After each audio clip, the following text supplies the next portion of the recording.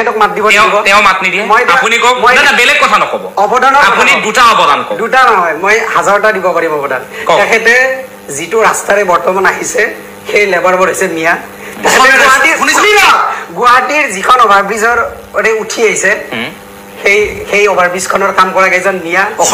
উদাহৰণ লাগে এতিয়া যাওঁতে যদি আপোনাক মই চেলেঞ্জ দিছো প্ৰত্যেকটো গুৱাহাটীৰ বৰ্তমান নলা নৰ্দমাৰ যিমানবোৰ কাম কৰি আছে প্ৰত্যেকজন মিয়া যদি আপোনালোকে মিয়াক যদি খেলিব পাৰে তেতিয়াহ'লে অসমীয়া আজি ওলাই অহা নলাৰ কাম কৰা সাহস আছে ৰাজপথত আন্দোলন কৰিব পাৰিব কেতিয়াও নলাৰ কাম কৰিব নোৱাৰে কেতিয়াও কিন্তু ৰাস্তাৰ কাম কৰিব নোৱাৰে কেতিয়াও কিন্তু বিল্ডিঙৰ কাম কৰিব নোৱাৰে আহক অসমীয়া ওলাই আহক কেৱল ৰাস্তাত সাম্প্ৰদায়িক সংঘৰ্ষ কৰি মিয়া খেদু বুলি নকব